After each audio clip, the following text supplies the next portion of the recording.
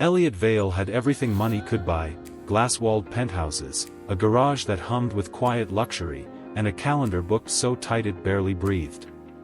What he didn't have was stillness. The kind that settles in your chest when you finally stop running.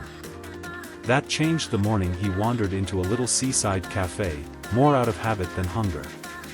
The bell over the door chimed. Sunlight poured in, turning the dust motes into glitter. And there she was, Mara, standing behind the counter, tying her hair into a messy knot with a pencil she'd forgotten to remove from her mouth. She laughed at herself, a soft, unguarded sound that slipped right past Elliott's carefully constructed walls. "Sorry," she said, catching his eye. "First day nerves." He smiled before he could stop himself. "Looks like you're doing great." It became their quiet ritual. He'd come in for coffee he didn't really need. She'd ask him about his day as if she actually wanted the answer.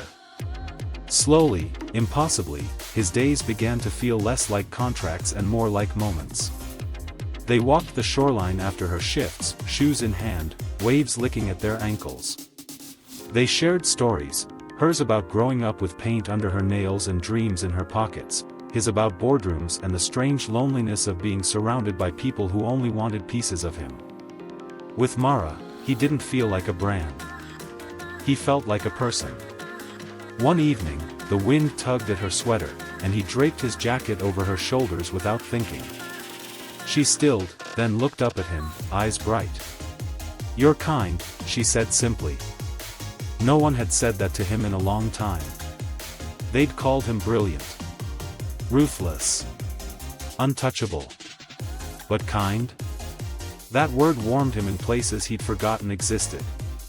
Their love grew quietly, like a tide that doesn't announce itself until the shoreline has changed. They cooked together in his too-big kitchen, laughing when he burned the garlic.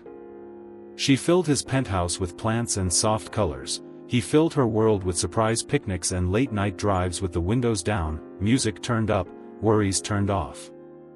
The night he told her who he really was, headlines and all, he braced for the shift. The flinch. The calculations. Mara just shrugged, a small smile curling at the corner of her mouth. "So you're rich," she said. "I was wondering how you afforded that olive oil." He laughed, a real, unguarded laugh that startled even him. Then he kissed her, slow and certain, like a promise he intended to keep. Weeks later, under a sky stitched with stars, Elliott took her hand on the balcony overlooking the sea. The city glowed behind them, the ocean whispered ahead.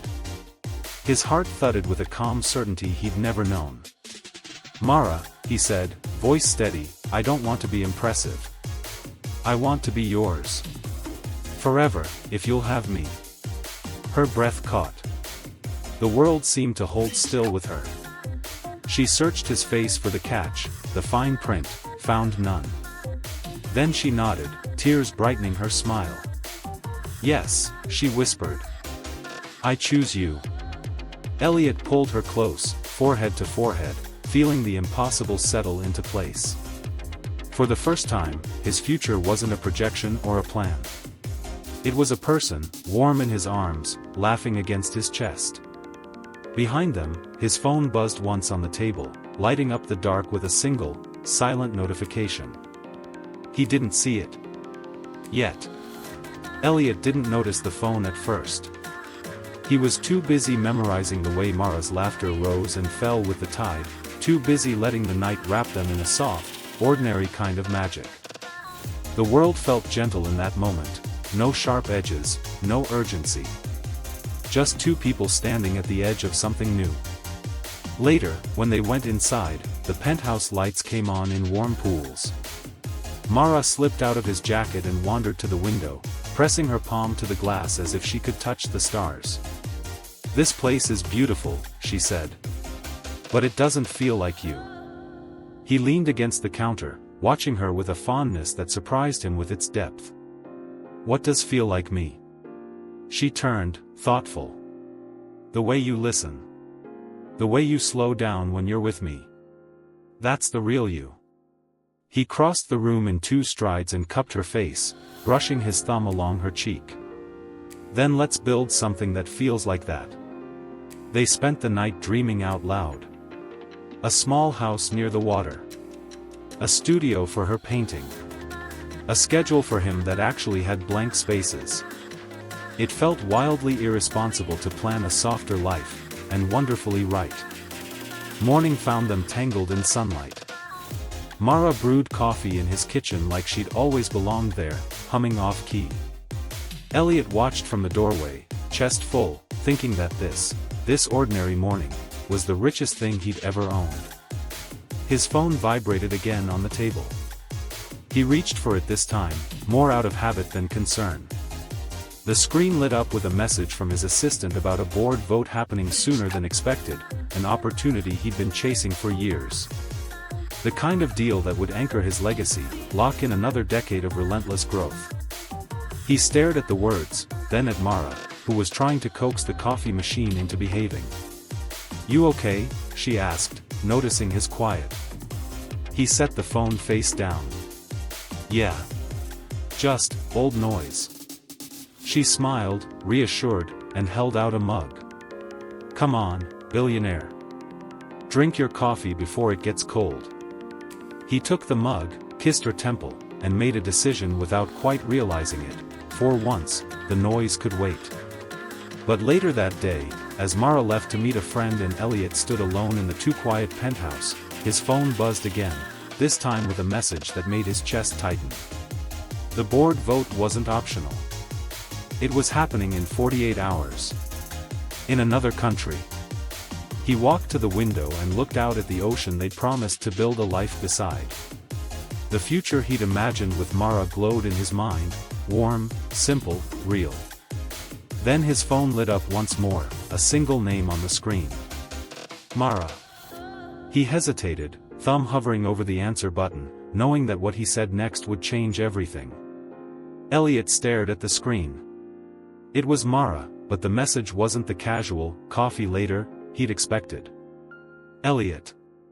I have to tell you something. I'm leaving tomorrow." His heart skipped. He read it twice. Leaving? Without a word before? He grabbed his jacket and keys, almost running down the stairs and out into the crisp air. The city felt different now, charged with urgency, yet every thought in his head was Mara. He found her at the little café by the water, the one where it had all begun. She was staring at the horizon, fingers wrapped around a coffee cup, hair tossed by the wind. She turned when she heard him, and for a second, time paused. "Mara," he said, voice catching in the cold air, "what's going on?" She hesitated, biting her lip. "It's my art. I've been offered a chance to show in Paris. It's everything I've dreamed of. But it means leaving, at least for a while." Elliot's chest tightened. He wanted to pull her into his arms and never let go, but he also saw the spark in her eyes, the same spark that had made him fall in love. "So you're leaving, forever?" "No," she whispered. "I'm not leaving us. But I have to take this step. I don't want to miss it." He took her hands in his. "The cold didn't matter. Then we take it together. Not in the same city, maybe, but we make this work. You don't have to choose between your dreams and us." Her eyes filled with tears, bright and shining. "You really mean that?" "I mean it," he said, brushing a strand of hair from her face. "I've waited my whole life for someone who makes everything else fade away. That's you. Forever isn't about staying in one place, it's about choosing each other, every day, no matter where we are." She laughed softly through her tears, and it was the same laugh that had stolen his heart months ago. "Then, let's do it. Let's be forever, no matter what." Elliot pulled her close, forehead to forehead, the ocean roaring gently beside them. The city, the waves, the sky, it all felt like the start of something infinite. As they held each other, his phone buzzed one last time. He looked down. A message from his board. "Elliot, you have 48 hours. Paris or the deal? He smiled at Mara, who was resting her head on his chest. Guess some adventures are just getting started. She looked up, eyes sparkling, and whispered, I think we're ready for all of them, together. And as the sun dipped below the horizon, Elliot realized that forever didn't have to be perfect, it just had to be theirs. But tomorrow, the real test of love, distance, and dreams awaited, and neither of them knew what the world would throw at them next. The adventure had only just begun. 2 months later, the streets of Paris were alive with light and music. Cafés spilled laughter onto cobblestones, and the scent of fresh bread mingled with the crisp winter air. Mara stood in the middle of her first solo art exhibition, watching people pause, smile, and whisper in awe at her paintings. Her dreams were alive, vibrant, and tangible. And yet, every time her phone buzzed, her heart skipped, not with work emails, but with Elliot's messages. Good morning. I love you. Saw a sunrise you'd have loved. Counting the days until I see you again. Elliot had flown in for the opening night. He didn't announce it beforehand. He simply appeared, standing at the edge of the gallery, suit tailored but eyes soft and full of awe, the way she always made him feel. When Mara spotted him, her chest tightened. She ran into his arms, laughter spilling into the gallery space. You're here. I promised you forever, he said, holding her like he'd never let go. And I meant it. They wandered through the exhibition together, hand in hand, marveling at the way her paintings captured moments, emotions, and memories. Then, in a quiet corner, Elliot knelt on one knee, producing a small, velvet box. I realized something while you were chasing your dream, he said, voice steady. Forever isn't just about staying in one place.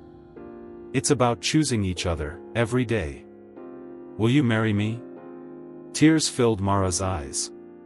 She laughed, whispered, and nodded. Yes. 1,000 times yes. He slipped the ring onto her finger, and the world seemed to hold its breath. Paris lights shimmered around them, the gallery alive with applause from friends and strangers alike. They kissed, a soft, perfect promise that distance had only made stronger. Two hearts, oceans apart for only a moment, now beating together in the same rhythm. And as they stepped out into the Parisian night, hand in hand, they knew their story wasn't just beginning, it was blooming, boundless, and forever.